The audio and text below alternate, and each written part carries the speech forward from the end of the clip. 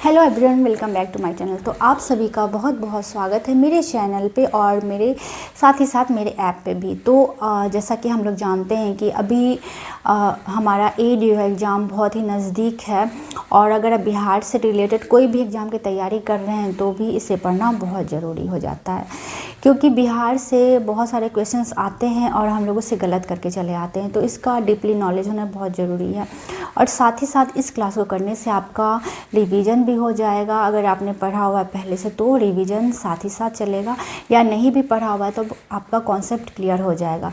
तो आप लोग प्लेलिस्ट में जाके पिछला बिहार का लेक्चर जो है 3 लेक्चर उसे ज़रूर देखें, क्योंकि उससे आपका बेस मजबूत हो जाएगा बिहार के बारे में। तो आज हम लोग पढ़ेंगे बिहार की नदियों के बारे में, क्योंकि हमें अक्सर बिहार की नदियों के बारे में पता रहता है लेकिन तब भी हम क्वेश्चंस गलत ही बना के चले आते हैं और हमारे नंबर नेगेटिव में चले जाते हैं। तो सबसे पहले हम लोग देखेंगे कि बिहार में कौन कौन सी नदियाँ होती हैं। तो बिहार में 2 तरह की नदियाँ होती हैं, एक उत्तर बिहार की नदियाँ और एक दक्षिण बिहार की नदियाँ। उत्तर बिहार की नदियों को हिमालयी नदियाँ कहते हैं और दक्षिण बिहार की नदियों को पठारी नदी कहते हैं। क्योंकि उत्तर बिहार की नदियाँ हिमालय से निकलती है इसलिए इसे हिमालय की नदियाँ कहा जाता है, और दक्षिण बिहार की नदियाँ जो है वो पठारों से निकलती है इसलिए इसे पठारी नदियाँ कहा जाता है। उत्तर बिहार की नदियों में सालों भर जल रहता है, लेकिन दक्षिण बिहार की नदियों में सालों भर जल नहीं रहता है, वो कभी कभी सूख जाती हैं।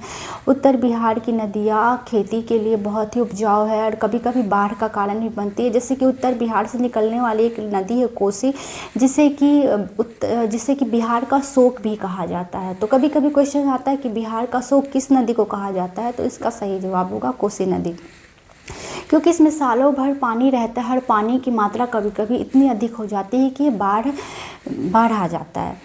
तो चलिए हम लोग देखते हैं कि उत्तर बिहार की नदियाँ कौन कौन सी होती हैं। तो सबसे पहले हम लोग जानेंगे कि उत्तर बिहार की नदियाँ होती है घाघरा, गंडक, बूढ़ी गंडक, बागमती, कमला बलान, कोसी और महानंदा। आज हम लोग पढ़ेंगे 2 नदियों के बारे में, घाघरा और गंडक के बारे में, और इसके बाद हम लोग बाकी नदियों के बारे में नेक्स्ट क्लास में पढ़ेंगे कि ये टॉपिक बहुत लंबा है तो एक क्लास में इसे ख़त्म करना पॉसिबल नहीं है।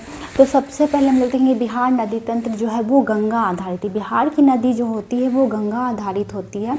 गंगा नदी तंत्र पे ही पूरा सिस्टम काम करता है। कुछ नदियाँ उत्तर तो कुछ नदियाँ दक्षिण से आकर के गंगा नदी में मिलती हैं, कुछ नदियाँ उत्तर से आती हैं और कुछ नदी दक्षिण से आती हैं।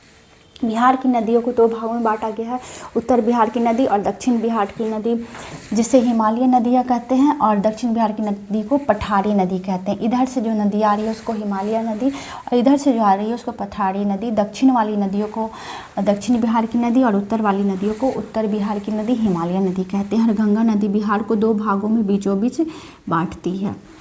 गंगा नदी बिहार को 2 भागों में बीचों बीच बांटती है। इसकी टोटल लंबाई होती है 2525 किलोमीटर। गंगा नदी की टोटल लंबाई होती है 2525 किलोमीटर, 2525 किलोमीटर होती है टोटल लंबाई। और बिहार में ये 400, ये इसकी टोटल लंबाई, और बिहार में ये 425 किलोमीटर तक होती है। बिहार में ये 425 किलोमीटर तक लंबी है। और पहले जब झारखंड और बिहार और झारखंड एक था तब ये इसकी लंबाई 445 किलोमीटर थी। तो बिहार में गंगा नदी की लंबाई जब झारखंड साथ था तो 445 किलोमीटर और झारखंड को अलग होने के बाद 425 किलोमीटर माना गया है। गंगा नदी का प्रवेश बिहार में बक्सर से होता है। गंगा नदी का प्रवेश बिहार में बक्सर से होता है और बक्सर के चौसा से। बिहार में गंगा नदी का प्रवेश बक्सर के चौसा से होता है और निकलती है ये कटिहार से, और ये निकलती है कटिहार से निकल जाती है। तो प्रवेश है यहाँ से और निकल जाती है यहाँ से। कहाँ से? बक्सर के चौसा से और कटिहार से ये निकल जाती है। इस बात को हमें याद रखना है। और इसका उद्गम स्थल क्या है? इसका उद्गम स्थल है उत्तराखंड से। ये आती है बिहार में प्रवेश करती है उत्तराखंड से, और उत्तराखंड में ये यूपी, बिहार, झारखंड और वेस्ट बंगाल तक जाती है।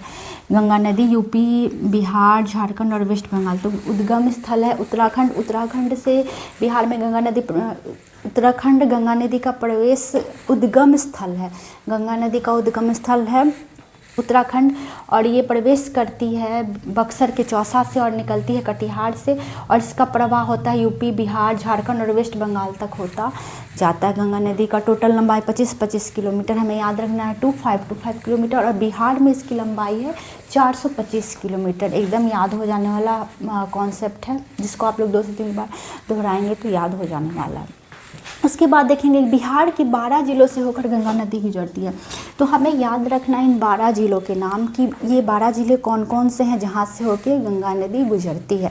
तो चलिए देखते हैं। सारण, वैशाली, समस्तीपुर, बक्सर, भोजपुर, पटना, लखीसराय, मुंगेर, बेगूसराय, कटिहार, भागलपुर, खगड़िया।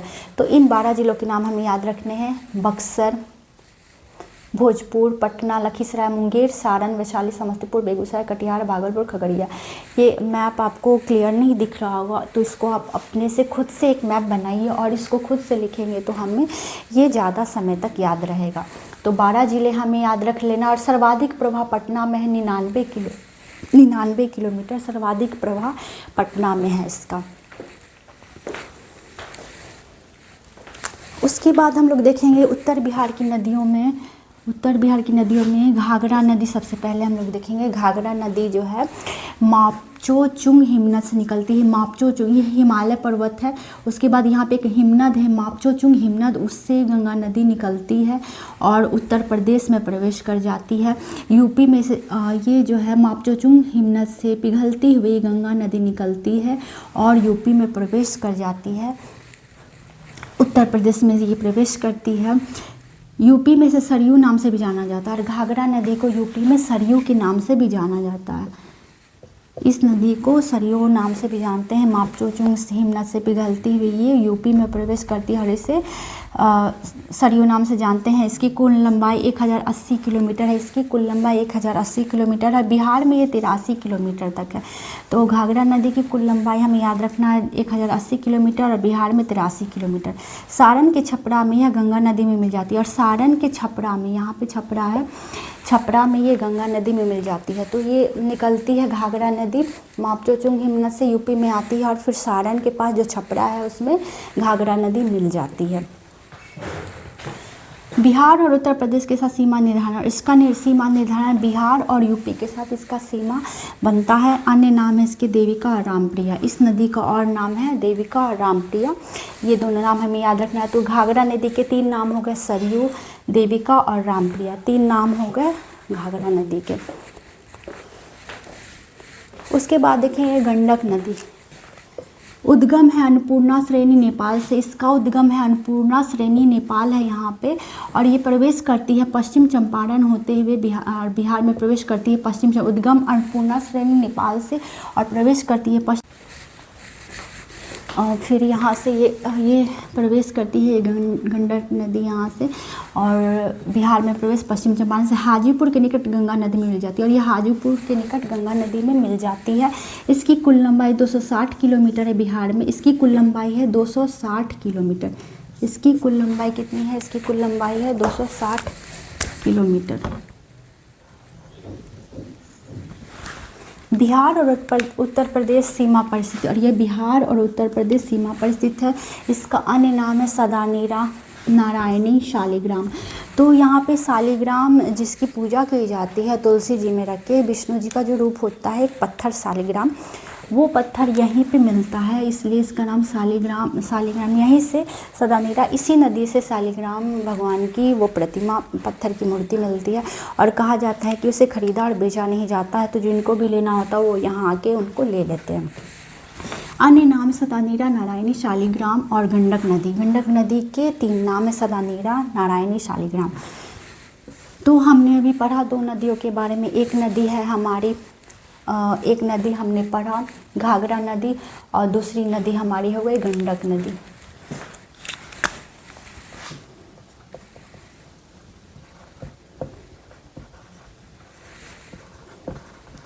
दूसरी नदी हमने पढ़ी गंडक नदी। तो घाघरा नदी और गंडक नदी के नाम हमें याद रखने हैं और इसके बारे में उद्गम कहाँ से है,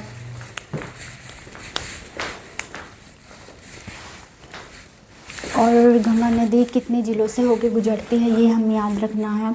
12 ज़िलों के नाम याद रखना है हमें, बक्सर, सारण, भोजपुर, वैशाली, पटना, समस्तीपुर, लखीसराय, मुंगेर, बेगूसराय, कटिहार, भागलपुर, खगड़िया। याद रखना हमें 12 ज़िले हो गए टोटल, 1 2 3 4 5 6 7 8 9 10, टोटल 12 ज़िले, जिसका मैपिंग आप लोग खुद से करेंगे क्योंकि यहाँ पे क्लियर नहीं नज़र आ रहा है। तो इसका एक बार रिवीजन आप लोग ज़रूर से ज़रूर करें क्योंकि क्वेश्चन यहाँ से बहुत सारे आने वाले हैं। तो हमने आज पढ़ा घाघरा और गंडक के बारे में, अब हमें बूढ़ी गंडक, बागमती, कमला बलान, कोसी और महानंदा के बारे में पढ़ना। उसके बाद हम लोग पढ़ेंगे दक्षिण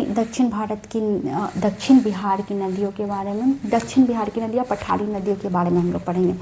तो हमें अभी बहुत सारी नदियों के बारे में पढ़ना है, तो इसको आप लोग फटाफट से नोट्स बना ले, नोट डाउन कर ले और रिवीजन कर ले क्योंकि हमें बहुत सारा कुछ पढ़ना अभी बाकी है। तो आई होप कि आपको ये वीडियो अच्छा लगा है। अगर अच्छा लगा है तो please like and subscribe. Thanks for watching, bye bye.